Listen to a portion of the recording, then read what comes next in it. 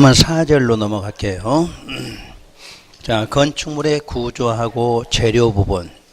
그래서 건축물 구조에서는 1번에 양괄호 2번 구조 안전 확인 문제.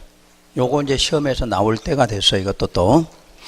왜냐하면 요즘에 하도 구조 문제가 심각하니까 이제 문제가 그 시기에 따라 나오는 부분이에요. 요거 매번 나오진 않아. 그럴 시기에 따라서 한 번씩 나오죠. 자, 건축 허가에 따른 건축물을 건축 대수선하는 경우에 구조 안전을 확인해야 한다. 그래서 다음에 해당 건축물의 설계자는 구조 기준에 따라 구조 안전을 확인해야 된다. 해서 층수가 몇 층? 2층 이상. 3층에서 바뀌었어요. 이것도. 또 연면적이 1000에서 500으로 바뀌었고, 그러니까 규제를 좀 더 강화하겠다는 뜻이에요. 그 다음에 높이가 13m, 처마 높이 9m, 기둥과 기둥 사이 거리가 10m 이상. 원래 이제 그 기둥과 기둥 사이 거리도 우리 한자로 나올 때가 경간이라고 그래. 경간. 그러니까 기둥하고 기둥이라는 걸 경이라고 그래. 경. 그래서 경간 10m 이상. 6번이 지진구역의 건축물. 이런 거 좀 알아두시는 것도 괜찮을 것 같아요. 이거는. 자, 오른쪽에 직통계단 설치의 참고사항의 용어 알면 돼. 피난층. 피난층이란 직접 지상으로 통하는 출입구가 있는 층. 그런데 하나를 더 신설했어. 2번을. 초고층 건축물과 준초고층 건축물의 어디? 피난안전구역. 왜 그랬느냐? 1번에다 쓰세요. 1번. 직접 지상으로 통하는 출입구가 있는 층. 그렇게 돼 있죠? 거기다 원칙은 지상 1층을 말해.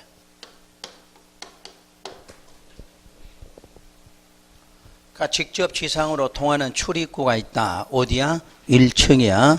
왜 3층, 5층 그래 놔두면 안 돼? 떨어져 죽을 거 아니야. 그러니까 어디에다? 1층에다. 그래서 보통 1개 준다는 이야기야. 1개. 근데 예외가 지상 1층에도 있고 다른 층에도 있어. 다른 층에도. 그래서 2개가 나오는 경우가 있다는 이야기야. 2개가 나오는 경우. 자, 우리가 지표가 이렇게 낮고 높은 부분이 있을 때 여기다가 이렇게 건축물을 건축하게 되면 이런 현상이 생기죠. 요런데 요럴 때는 여기도 피난층이 되는 거죠. 여기도 이쪽으로 직접 나오니까 피난층이야. 요럴 때는 2개가 돼. 근데 1층에도 있고 다른 층에 있다 그 말은, 자, 건축법은 이쪽에서 보니까 층이 몇 층? 3층. 이쪽에서 보면은 5층인데 건축법은 이런 경우 어디 쪽으로? 많은 쪽의 층수로 봐. 많은 쪽의 층수로 보니까 어디에도 1층에 있고 1층이 아닌 다른 데도 있다 그 뜻이야. 그럼 보통 이렇게 이제 한 10층 정도 되는 건물에는 이런 게 통용되는데, 자, 이번에 어떤 건물? 초고층이 얼마야? 50층 이상이잖아. 50층 이상. 50층에서 1층까지 내려다가 타 죽겠지? 그러니까 중간에다 이제 층을 좀 만들어 주겠다는 이야기야. 그래서 만든 게 뭐다? 피난안전구역이야. 거기도 지금부터 뭐로 보겠다? 피난층으로 보겠다. 그 뜻이야. 그러니까 이제 법률이 바뀌면서 이렇게 생기는 거지. 그동안에 이런 것만 있었지. 이런 것만. 우리가 어느 날 엘리베이터 딱 1층인지로 탔더니 갑자기 3층부터 시작되잖아. 그럼 갑자기 헤매도 이거 뭐야 이러지. 요런 게 이런 경우야. 여기서 타면 3층, 여기서 타면 여기가 1층이거든. 그런 경우예요. 그런데 지금부터는 너무 높은 건축물에 1층까지 내려오기가 쉬워, 어려워? 어려우니까 중간중간마다 그걸 만들어 놓은 게 뭐다? 피난 안전구역이야. 거기를 지금도 피난층으로 보겠다 하는 뜻이에요. 자, 다음 장 넘기시고 5번 번호. 방화지관의 건축물은 좀 필히 알아두셔야 돼. 방화지구는 어디 법에서 지정했어? 국토계획법에서 화재 예방하려고 지정했잖아. 화재 예방. 그래서 내화구조냐 불연재료냐. 자, 내화구조는 불에 타 안 타? 안 타. 불연재료도 안 타는 재료야. 안 타는 구조는 내화고 안 탈 때의 재료는 불연재료라고 그래. 그러면 내화구조는 언제 하느냐? 국토계획법에 의한 방화지관의 건축물의 주요 구조 및 외벽은 내화구조로. 그럼 불연재료는 방화지관의 공작물로 간판이나 광고 탈 때 쭉 나와. 그럴 때는 불연재료로. 차이가 뭐야? 건축물이냐 공작물이냐. 그러니까 건축물에는 내화구조, 공작물에는 불연재료란 뜻이야. 그러니까 똑같은 방화지구 시험 문제 나올 때 건축물로 나왔느냐 공작물로 나왔느냐 그것만 찾아내시면 돼. 건축물일 때는 내화구조, 공작물일 때는 불연재료라고 그래요. 자, 6번에 지하층은 했죠. 그때 2번만 지하층 층수에 포함해 안 하죠. 그 다음에 지하층의 바닥 면적은 연면적 산정에 포함시키는 것이 원칙이지만 용적률 계산에 있어서는 연면적에 어디 제외한다? 지하층 바닥 면적 제외한다. 배웠던 부분이에요, 이것도. 그 다음에 이제 오른쪽에 건물이 대지나 지역 등에 걸치는 경우 나와 있죠. 요건 다 해드렸지? 국토개혁 할 때 오늘 아는 것처럼 대답 안 하시려고 그러네. 나도 안 해주려고 마음 먹고 있어. 여기 딱 표시해 놨어. 응? 아셨지? 대지, 그러면 대지만 해봐. 원칙은 대지야. 어디에 속해? 과반 간다. 기억나? 과반. 국토계획법은 330 이하냐 이걸 확인해야 되잖아. 여기는 그런 거 없이 무조건 어디? 과반만 찾으면 되잖아. 그 원칙의 넷째 줄. 어디에? 과반에 속하는 쪽으로 적용한다. 예외 미관지구 나왔어. 미관지구는 건축물, 대지 모두 어디 있죠? 미관지구다. 기억하시면서 그래. 자, 그 다음 방화지구는 건축물만 어디 있죠? 방화지구로. 여긴 대지에는 적용해 안 해? 안 해. 방금 배웠잖아. 방화지구 안에 건축물은 무슨 구조? 내화구조. 땅에다 내화구조 해 안 해? 안 해. 그러니까 여기는 땅에는 적용 안 한다. 그 말이야. 그 다음에 예외가 방화지구 예외 무슨 벽 설치되면 방화벽. 첫 줄 끝에 방화벽. 그러면 각각 따로따로 적용. 근데 대지가 어디에 걸치면 녹지에 걸치면 각각이 돼. 근데 녹지 지역 안에 건물이 다시 미관이나 방화에 걸치면 어떻게? 미관 방화대로 적용한다. 아셨지? 쉽게 나오면 이쪽, 좀 어렵게 나오면 국토계획법 두 가지로. 그래서 지난번에 두 가지 그 필기해진 걸 잘 정리하셔야 돼. 다음 면적과 높이 제한. 여기서 이제 면적에 대해서 산정 방법. 1번 대지 면적은 원칙 대지의 무슨 면적? 수평 투영 면적이죠. 근데 예외로 적용 안 하는 게 오늘 배운 기역 소연업이 미달도로 건축선하고 니은의 도로 모퉁이 건축선 가각전제는 대지 안에 건축선이 정해진 경우 건축선과 대지 사이에 포함한다 안 한다? 포함하지 않는다. 디귿에 하나가 또 있죠. 대지 안에 도시계획 시설인 도로나 공원 등이 있어. 어디 안에가? 대지 안에가. 그러면 그 시설에 포함되는 대지 면적을 포함하지 않는다고 해놨죠. 그 다음에 건축 면적과 바닥 면적을 구분하는 방법 찾으라고 그랬죠. 자, 건축 면적은 외벽의 중심선. 외벽의 중심선이야. 근데 외벽이 없으면 어디로? 외곽 부분에 기둥으로 한다고 그랬네. 그러면 저 외자 빼면은 기둥 아니면 벽이죠? 왜 기둥 벽이에요? 건축물이란 요거지? 건축물이란 뭐? 벽 아니면 기둥이잖아? 벽 아니면 기둥이어야 돼. 그걸로 받쳤을 때가 뭐다? 건축물이죠? 그래서 이제 그 중에 일단 뭘로 봐? 벽 중에서 가장 밖에 있는 외벽으로 봐. 그래서 가장 밖에 있는 외벽의 두께를 보면 되지. 두께가 10cm다. 그럼 10cm가 얼마? 중간에 있는 5cm. 5cm, 5cm 안에 들어있으면 뭐다? 건축 면적이지. 외벽 없으면 가장 밖에 있는 무슨 기둥? 외곽 기둥이란 이야기야. 그러니까 건축물은 기본으로 뭐 하냐면 뭐가 있어?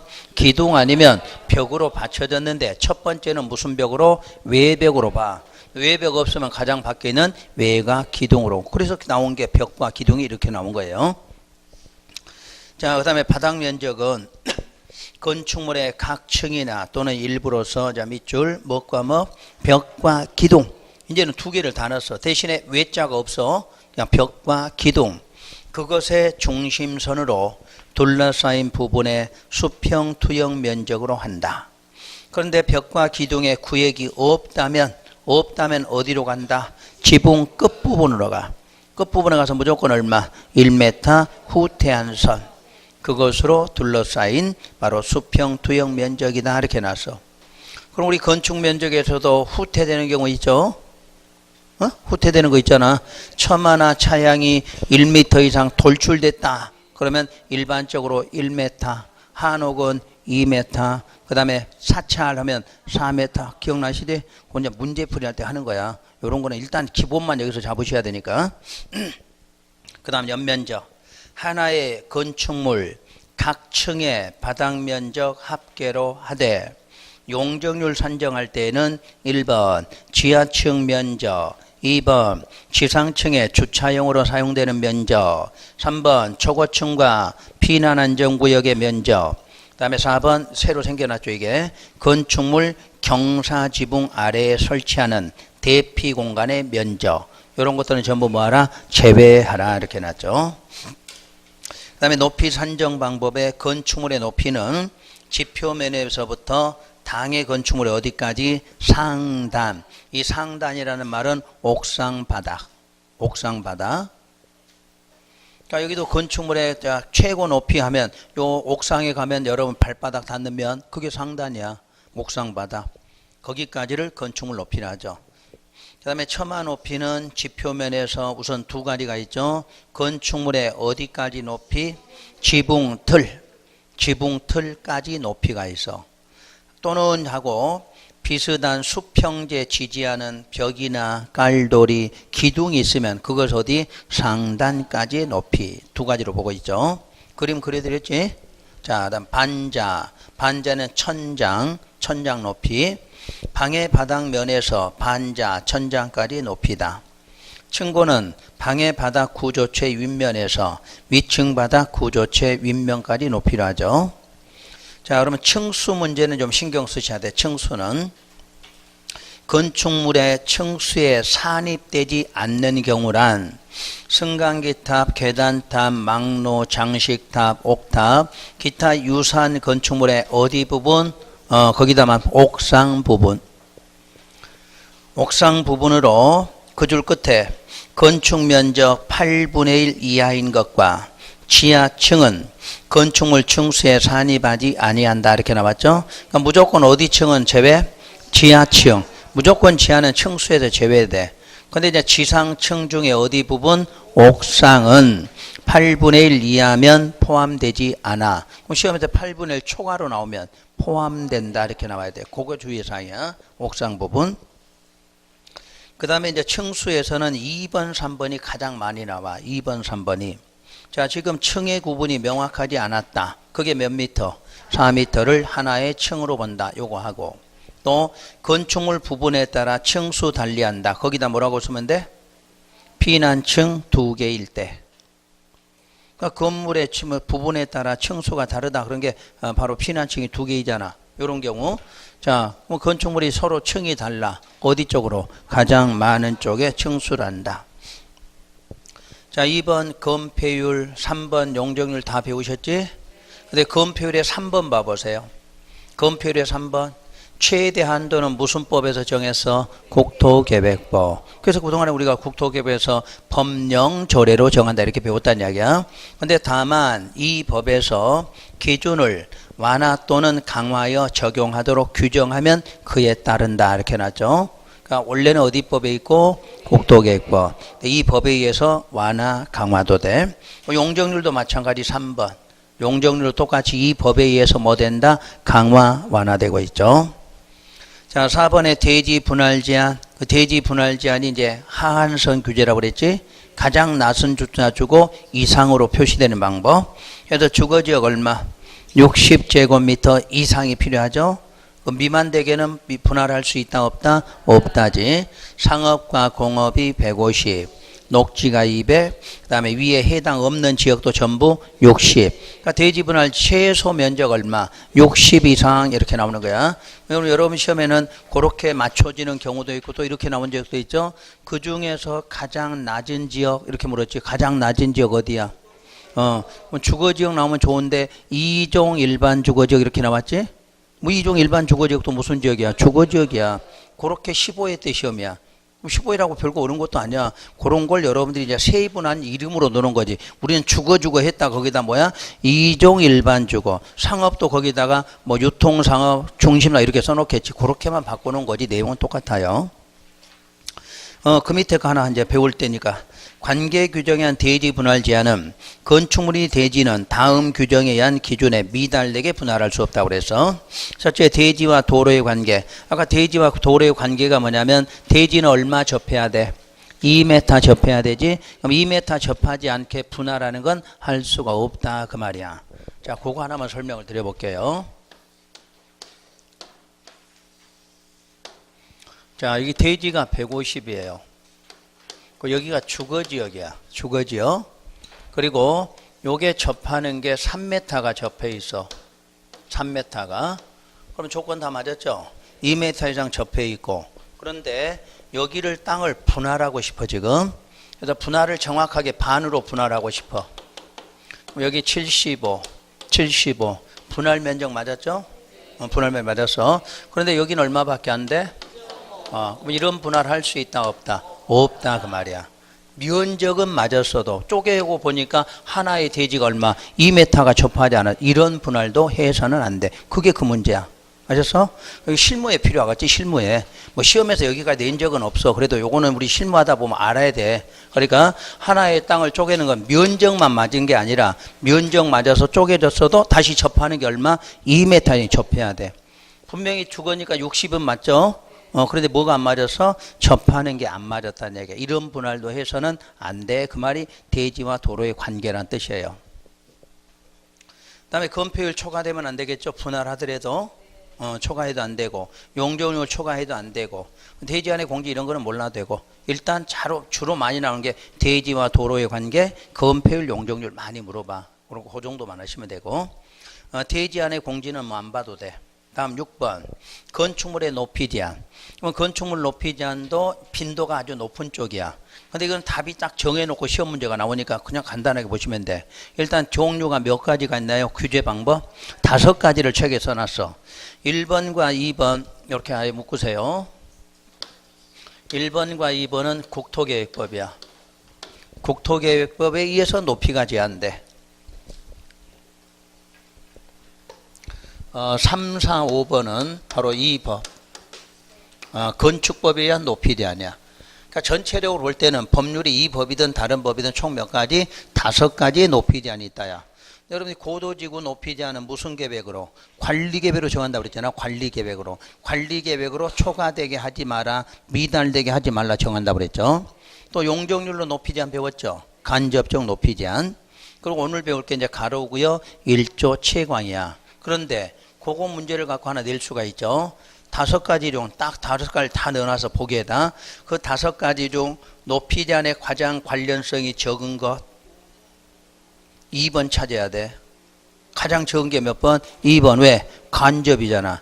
용적률로 못하잖아. 간접이니까 뭐가 들어와야 돼? 건폐율이 들어와야 되거든. 그러니까 그 중에서 혹시라도 가장 관련 적은 거 이렇게 묻거든 뭘 찾아야 돼? 용적률 찾아야 돼. 그런 지문이 옛날에 있었어. 시험 문제가. 그러니까 그런 거 있었다는 거는 여러분 꼭 공부를 같이 하고 계셔야 돼. 어차피 알아야 되잖아. 5가지 중 그 중에서 가장 높이 제한에 관련 없다. 그럼 몇 번? 용적률 찾을 줄 알으셔야 돼. 뜻은 용적률은 직접은 못해. 뭐가 들어야 돼? 건폐율이 들어야 되는 간접적이니까. 자, 그러면 가로구역은 할 거고 4번에다 미리 적어두세요.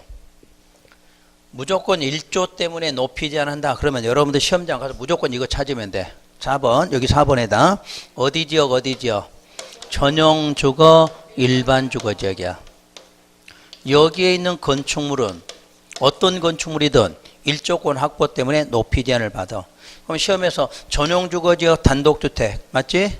일반 주거 지역 안에 근린 생활시설 다 맞지? 하여튼 여기는 다 해당돼. 지역만 맞으면 돼. 하여튼 지역이 어디하고 어디면 전용 주거, 일반 주거 지역이면 그 안에 모든 건축물들은 뭐 때문에? 1조권 확보 때문에 높이 제한을 받는다는 뜻이야.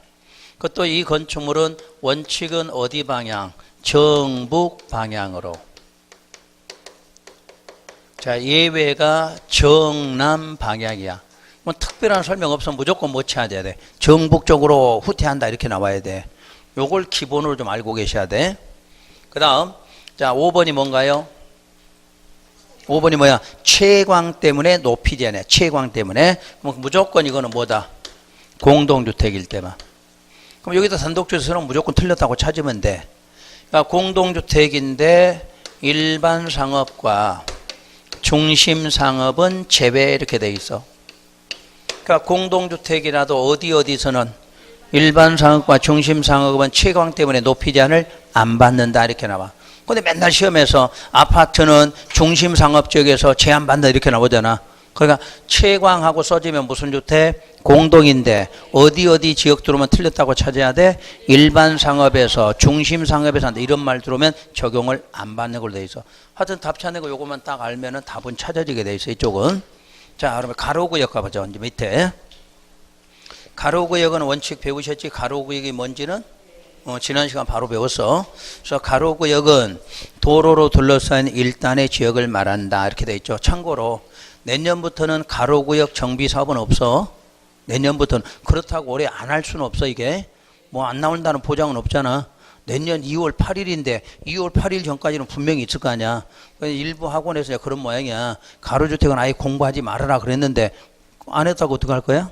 나올 수 있잖아. 기왕 할 때 해놓으면 문제가 안 되지. 근데 안 해놨다 나중에 하려면 힘들거든. 그러니까 배울 때 우리 그냥 배우시면 돼. 그러니까 왜 그러냐면 도시정비는 내년 2월 8일자 적용이니까 우리 시험은 10월 달이잖아. 그 얼마든지 낼 수 있지. 그러니까 우리가 그렇게 말해놓으니까 오히려 낼 수도 있지. 그러니까 버리지 말고 일단 하는 거는 앞에서 해준 거는 그냥 따라오시면 돼. 여러분이 어디서 듣고 와서 내년에 그 개정되니까 아무 통째로 안 하면 되겠지.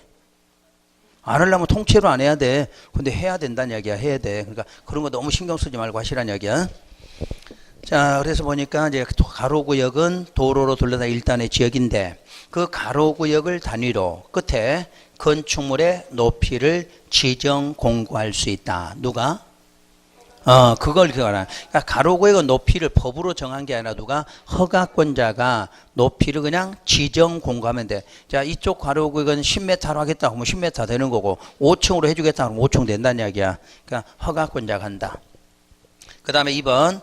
자, 그러면 건축물의 높이를 지정하려고 나왔네? 지정하려면 절차 뭐 거쳐야 돼? 그렇지. 당연히 심의 거치겠지. 그러니까 그런 거는 기본사항이야. 그 다음에 3번. 특별광역시장은 도시관리를 위해서 필요시에는 특광시 조례로 정할 수 있다. 그래서 놨죠. 거기에 포인트를 찾아야 돼. 도시관리에다 동그라미 딱 하고. 그러니까 가로구역 시험 문제 나올 때 도시관리 이 말 써지면 허가권자가 아니야. 누구야? 특광이 하게 돼 있거든. 그러니까 특광이니까 조례도 뭐로 나와? 특광시 조례. 요거는 허가권자 아니야. 다른 건 다 허가권자 쓰면 되는데 도시관리를 이 말 들어가면 딱 특광이잖아. 작년도 문제 나온 거지. 이거 작년에도 지문이. 그러니까 항상 도시관리라는 개념은 기억하고. 자, 예외. 허가권자는 가로구역의 높이를 뭐한다? 완화하려면 그 다음 줄에 뭐만 거치면? 심의만 거치면 완화할 수도 있다. 또 2번이 잘 나왔죠. 2번은 동일한 끝부분. 동일한 가로구역 안에서 건축물의 높이를 어떻게? 다르게 정할 수 있어. 똑같은 가로구역인데 여기는 10층, 여기는 5층 그렇게도 할 수 있다야. 그러니까 결론은 다 허가권자가 하는 일이야. 근데 무슨 단어 들어갈 때만 도시관리 요거 들어가면 특광으로 돼 있어. 특광으로. 자, 7번 1조 나왔죠. 1조 나오면 무조건 1번 무슨 지역? 전용과 일반 주거지역 하고 나와. 그때 그 건축물은 모든 건축물이지. 그래서 원칙 어디 방향? 정북. 하여튼 그것만 찾으면 돼. 정북에서 만약에 이제 시험 문제 나오면 얼마 띄울 거냐 이거 나오면 동그라미 1번. 높이가 9m 이하인 부분은 인접대지 경계에서 얼마? 1.5 이상. 9m 이하일 때. 근데 높이가 이제 오른쪽 9m 초과하게 되면 많이 띄워야 돼. 그 높이 얼마? 2분의 1 이상이야. 그럼 9m일 때는 얼마 띄워? 1.5만 띄우면 되잖아. 그럼 10m면 1m 차이인데 얼마? 5m 이상을 띄워야 되는 거야. 그러니까 9m 초과되면 높이 얼마? 2분의 1 띄우게 된다는 거. 예외 정남인데 내용은 읽지 말고 그냥 원칙은 정북으로 나온다. 근데 전용이나 일반 주거지역이 아닌 곳이 문제가 나왔다. 그럼 어디야? 정남으로 이렇게 찾으면 돼. 자, 2번. 공동주택은 뭐 때문에? 채광 때문에 높이가 제한돼. 그래서 괄호 속에 무슨 지역 제외? 일반 상어 중심상의 건축하는 것은 제외한다. 그리고 채광 확보 문제 나와 있어. 뭐 거기다 또 더 깊게 내면 틀려야 돼. 뭐 채광 문제 나와서 여러분들이 더 깊게 나오는 문제가 있거든. 그런 거는 또 풀 수가 없어. 거기까지만 꺼내시면 돼. 그 다음에 3번. 2층 이하이고 높이가 8m 이하인 건축물은, 자 보니까 2층 이하로서 높이가 8m 이하인 건축물은 그 다음 줄 1조 등의 확보를 위한 높이 제한에 관한 규정을 적용하지 않는다고 그래서 어디 지역에 있어도 전용이나 일반 주거지역 안에 있더라도 이 두 가지 조건이 맞는 건물은 1조권 확보를 위해서 적용을 안 할 수도 있다. 그 뜻이에요. 자, 설비 문제는 승강기 문제인데 나중에 승강기는 한번 참고로 보시면 되는 거고. 자, 7절 넘어가서 공개공지. 공개공지는 아주 시험이 많이 나왔죠.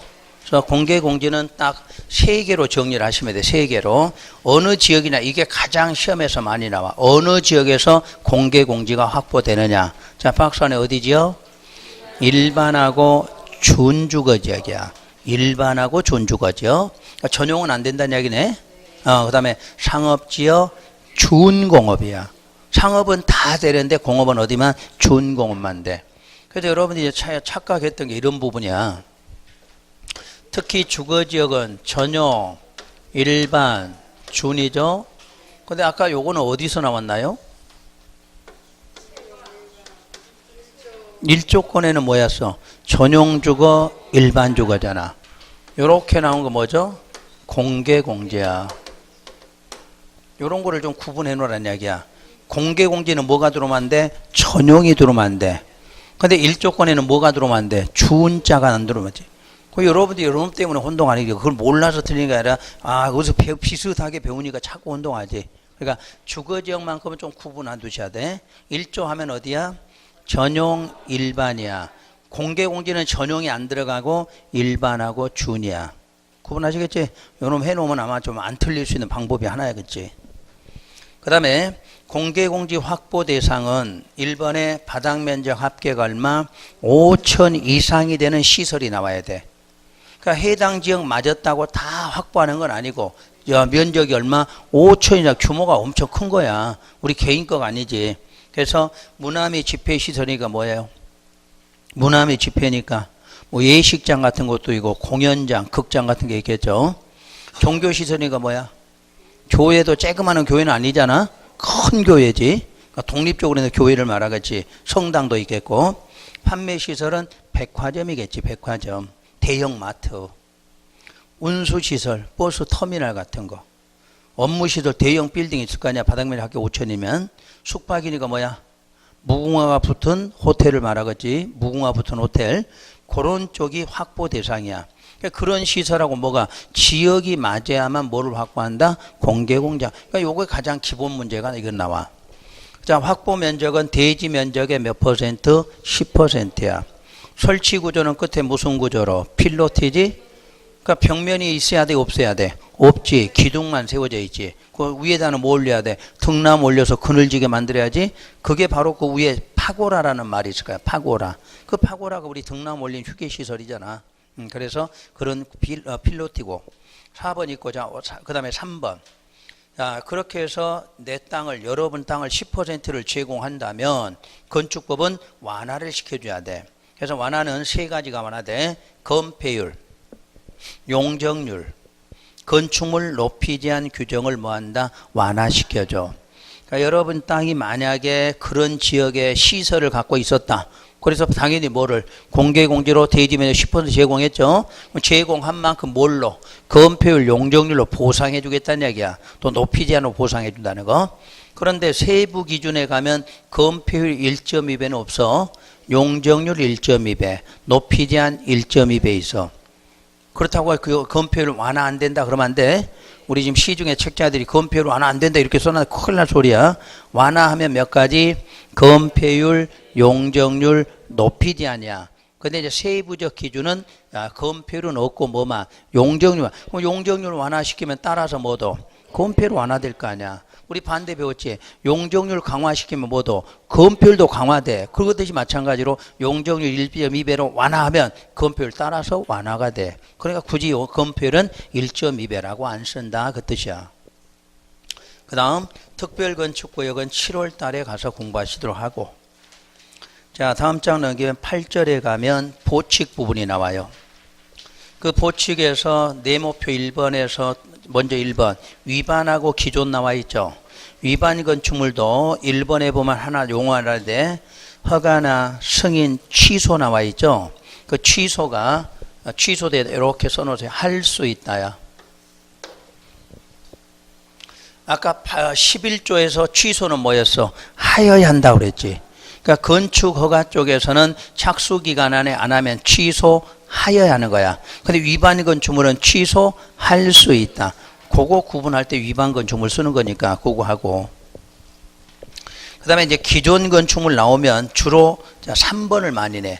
기존 건물도 기존이니까 뭐야? 법에 맞는 건물이란 이야기야. 근데 철거 명령이 나왔을 때, 자, 3번, 뭐 해준다? 손실보상. 그러니까 위반에는 보상해줘, 안 해줘? 안 해줘. 기존 건물에는 해주는데, 그 보상도, 자, 바로 그 둘째 줄, 정당한 보상 그랬지? 정당해놓고 가로 속에 시가보상이야. 시가보상. 그러니까 여러분이 살고 있는 건물에 무슨 시정명령 내려왔어. 그래서 하다 보니까 손실이 주어지면 어떻게? 시가보상해. 위반 건축물은 취소가 돼도 보상해줘, 안 해줘? 안 해줘. 그 차이예요. 그 다음에 빈집 정비가 이제 이번에 처음 들어왔는데 이것도 뭐 7월 달에 문제 풀면서 간단하게 하시면 되고. 자, 다음 장에 옹벽 등 공작물의 축조 신고하고 행정 대집행 나왔네. 그럼 대집행에 보죠. 대징표부터. 대집행이란 허가권자는 건축허가, 건축신고, 토지 굴착 부분에 대한 조치 및 특히 무슨 건축물? 위반 건축물.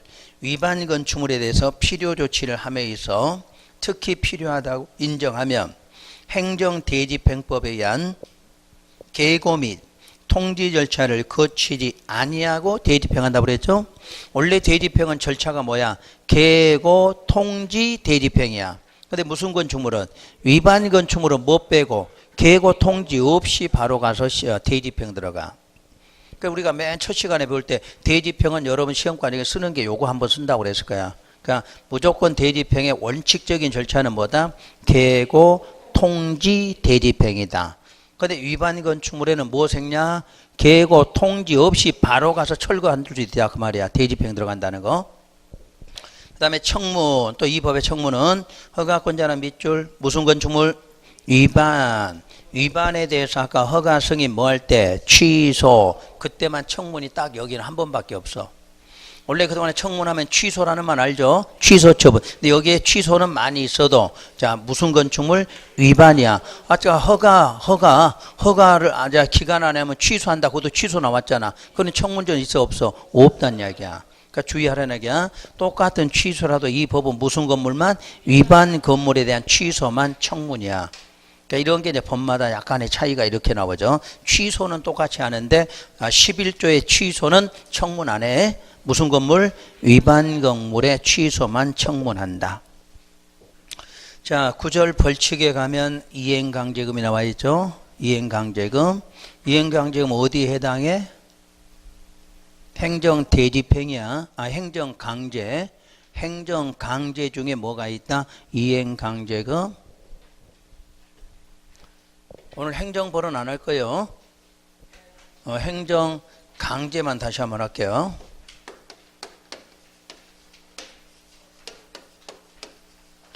자, 행정강제는 여러분이 방금 배운 행정 뭐 있다? 대집행이야. 행정대집행이 행정강제야. 그리고 여러분이 그동안에 강제징수 배우셨지? 돈 내야 되는데 안 낸다. 그럼 어떻게 해서? 강제징수 돈다. 그런 게 전부 행정강제야. 세 번째가 무슨 벌이 있다? 집행벌이 있다. 요게 바로 뭐다? 이행강제금이야. 그러니까 여러분 시험에서 이행강제금은 행정강제 중에 어디에 속한다? 집행벌에 속해. 집행벌에. 여러분 시험 문제가 여기까지잖아. 그리고 집행벌인 이행강제는 자 일사 부재리의 원칙을 적용한다 안 한다? 적용 안 해. 일사 부재리가 뭔데? 우리 한 번 했던 건 두 번은 안 된다 그 말이잖아. 근데 우리는 이거 뭐야? 반복 부가징수잖아. 반복 부가징수. 그러니까 요걸 적용하네. 이미 시험 나온 거야 이거 다. 그러니까 시험에 학문적인 성격이 이렇게 나와. 집행 벌이면서 우리가 이행강제면 항상 뭐야? 반복 부가징수야. 반복 부가징수. 그러니까 일사부재리 원칙을 적용을 안 한다고 그래. 그 다음에 행정벌과 병과할 수 있다 이렇게 되어 있지. 행정벌이 뭐야? 징역, 벌금. 징역 산다고 이행강제금 부과 안 한다? 아니야. 그건 상관없어. 벌금 받고 던 징역 살고 있던 과태료 부과됐던 무조건 뭐 나와? 이행강제금. 그게 병과할 수 있다 이렇게 나와. 그래서 항상 여러분들이 기억할 것은 우리가 어떻게 하는 방식? 반복 부가 징수하는 방식이기 때문에 이런 것들은 항상 이행강제금 시험에서 이미 나왔다는 거고 한 번 나온 게 아니기 때문에 주의해서 보셔야 돼. 3년 전인가 했지? 자, 벌금을 부과한 경우 이행강제금 부과할 수 없다? 틀렸다 그 말이야. 이행강제금은 벌금 내건 징역 살고 있건 상관없어. 무조건 부과하는 거야. 그래서 행정벌과 병과한다 이렇게 나와. 우선 이 뜻부터 잡으시면 돼. 자, 그럼 책에 나머지는 내용은 책에 있을 거니까. 자, 이행강제금은 건축주가 위반사항에 대한 시정명령을 받은 후 이행하지 않았을 때 뭐하는 방법? 반복 부가 징수하는 방법. 그래서 1회만 부가 징수할 수 있는 벌금이나 과태료가 지닌 결함을 뭐 하려고? 보완하는 제도고 무슨 성격이 있다? 집행벌적 성격이 있다 이렇게 나왔네요. 그럼 이행강제금 부가 징수는 어떻게 할 건가? 오른쪽에 첫 줄에 허가권자는 무슨 건축물? 거기다 동그라미. 아무 때나 하는 게 아니라 무슨 건축물만? 위반. 무조건 위반에 대해서만 이행강제금이 나와. 그래서 특히 이 법은 위반 건축물에 대해서는 자, 맨 마지막 줄 그 줄 끝에 시정명령 이행에 필요한 상당한 오른쪽 이행기간을 정해서 미리 계고를 했어. 그런데도 기한까지 시정명령을 뭐하지 않았다? 이행을 안 했어. 꼭 그거 기억해야 돼. 자, 시정명령 줬더니 이행했다 안 했다? 안 했어. 안 했을 때 시가 표준액에 상당하는 금액에 이행강제금을 부과한다. 근데 이번 다만 연면적 85 이하의 주거용일 때에는 그 해당 금액의 얼마? 2분의 1 범위 내에서 조례로 정하는 금액을 부과한다. 그러니까 연면적 85 주거용은 자, 주어진 이행강제금은 얼마? 반으로 줄일 수 있다는 이야기야. 그럼 언제 위반했을 때냐? 기억. 건폐율, 용적률을 뭐 했다? 초과했어. 초과한 것이 위반이지? 이하로 하라고 그랬으니까 초과했으니까. 그 다음에 또는 허가받지 않았거나 신고하지 않았다. 그러니까 네 가지 위반이네. 건폐율 초과했다. 용적률 초과했다.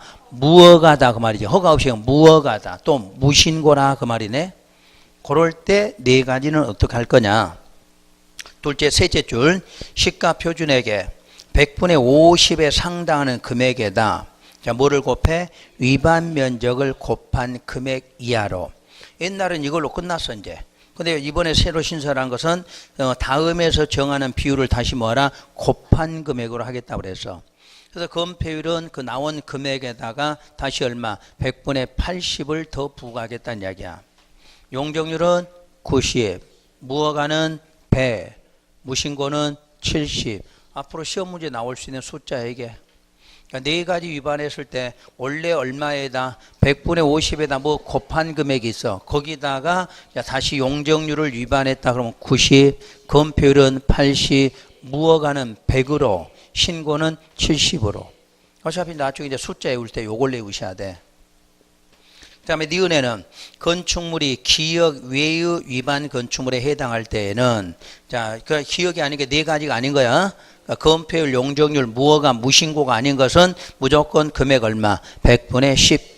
100분의 10. 그러면 그렇게 해당되는 금액도 자, 주거용이고 85 이하이다. 그럼 얼마? 그것의 반으로 할 수 있다. 아까 위에서 했지? 자, 그러면 쭉 내려와 3번. 우선 그 가중 이런 건 아직 안 봐도 되니까. 자, 부가징수 절차 2번 번호. 반복 부가징수란 최초 시정명령 있은 날 기준 1년에 몇 번? 한 번, 두 번. 이 번만 두 번을 써. 우리 토지거래 허가제 쪽은 몇 번이야? 한 번. 농지법도 한 번. 유일하게 건축법만 2번을 써. 1년에 2번씩. 1년에 2회 이내 범위 내에서 그 시정명령 이행될 때까지 반복 부가 징수한다. 근데 또 연면적 85 이하의 주거용 건축물은 총 횟수 얼마? 5에 넘지 않고, 그러니까 연면적 85짜리 주거용 건물은 혜택을 2번 줘서 금액도 2분의 1로 줄이고, 횟수도 1년에 2번씩 하면 3년만 지나도 몇 번이야? 6번인데 그걸 총 할 수 있는 게 몇 번? 5번까지만 하라고 돼 있어. 그 다음에 부가중지 주의하셔야 돼. 부가중지. 허가권자는 시정명령 받은 자가 시정명령을 이행했어. 이제 이행했어. 그러면 새로운 이행강제금 부과는 어떻게? 즉시 중지야. 새로운 건 더 이상 부과 안 해. 대신에 이미 부과된 건 돈 안 냈으니까 어떻게? 끝까지 받아야 돼. 끝까지. 그래서 징수하라 이렇게 돼 있어. 그리고 이제 다음 장 넘겨보시면 하나만 더 하죠. 부과 및 징수 5번. 이행강제금 부과 및 징수 절차는 무슨 법? 국고금관리법 시행 규칙을 준용해. 그러니까 이 법의 이행강제금 이 법으로 하는 게 아니라 뭘로? 국고금관리법 시행 규칙에 있는 걸 준용한다 이렇게 돼 있어. 요거 좀 특이한 법률이야. 다른 건 다 자기 법에 명시되어 있는데 요것만 이렇게 안 돼 있어. 자, 그러면 나중에 이제 여러분들이 건축법하고 농지법을 따로 비교를 해야 되겠지만 이번 달 과정은 그렇게 하시면 돼. 그럼 이행강제금 현재 우리 시험에는 자, 어디 법에 있다? 건축법하고 농지법에만 있어. 옛날에 국토계획법에 있었던 토지거래 허가지는 이제 넘어갔기 때문에 여기는 없어. 그래서 이제 옛날에는 무조건 요것만 2회고 나머지는 1회다 이렇게 했는데 지금은 요거 2회 요거는 1회로 하는 거. 나머지 개종은 똑같아. 숫자만 나중에 100분의 20만 하나 외우시면 되는 거야. 오늘은 일단 요렇게만 해놓고 나중에 이제 7월 달에 문제 풀면서 2개를 또 한번 비교해서 정리를 해드릴 테니까 그렇게 하시면 돼요. 자, 그래서 이제 오늘은 건축법 끝났죠. 여러분 실력이 많이 올라온 거죠? 응? 옛날 같으면 2주 해도 못 끝나잖아. 그지? 그럼 2주 해도 건축법 못 끝난 거 지금 한 주에 딱 끝나는데 다 알아들었잖아. 응? 알아들으신 거지? 표정 보니까 괜찮아. 옛날에는 표정 보면 알거든. 뭐 얼굴이 막 인상 쓰고 못 다루고 막 이러거든. 그리고 저거 어느 나라 말인 건데 지금 웃으면서 여유가 생겼어 지금. 어? 많이 하신 거야. 그러지. 작년 11월부터 1월부터 했어도 이 정도 하시면 괜찮아. 시험 때까지는 어떻게 하면 돼? 안 아프고 잘 하시면 돼. 특히 이제 요 에어컨 틀 때는 틀면 쉬는 시간에 무조건 가서 따뜻한 데 가서 어떻게 해야 돼? 한번 여기 따뜻하게 몸을 데워야 돼. 그것만 안 걸리면 돼. 이 여름에는 어쩔 수 없이 이걸 틀어야 되거든. 그러니까 틀어야 되니까 여러분이 건강을 좀 챙기셔야 돼. 나는 추워 죽겠다 그러면 뭐 해야 돼? 겨울 외투 하나 입고 와서 입고 있어야 돼. 나 더웁다고 저거 끄면 안 되잖아. 그러니까 여러분이 그 과정을 좀 해야 돼. 서로 좀 해야 되잖아. 서로 맞춰서. 그러니까 추운 사람은 요 밑으로, 더운 사람은 이리 오는 거고, 추운 사람은 저기가 좀 뒤에 있던가 외투를 입고 오던가 이렇게 해야 돼. 그래서 여러분이 어차피 9월까지는 이게 틀어야 되잖아. 안 틀고는 공부를 할 수가 없거든. 그러니까 여러분들이 뭐 긴 옷 입고 오시면 잘 입고 오신 거야. 근데 나는 뭐 더위를 엄청 탄 사람이면 뭐 빨가벗고 있을 수는 없잖아, 이거. 그러니까 어찌됐든 여러분이 조절해서 좀 앉으시라는 얘기야. 그리고 하여튼 쉬는 시간 되면 무조건 따뜻한 데 가서 햇빛을 좀 쐬. 그러면 에어컨병이 안 걸려, 이 냉방병이. 근데 여기만 계속 냉방병이 걸리거든. 근데 우리 50분이나 60분 사이에 가서 조금만 따뜻한 데 쐬고 이게 안 걸려. 그러니까 그거 건강 좀 챙기시고 시험 볼 때까지만 잘 좀 따르시면 될 거야. 아셨죠? 다음 주에 마지막 주택법 들어가니까 또 예습해 오셔야지. 수업 마칩니다. 수고 많으셨습니다.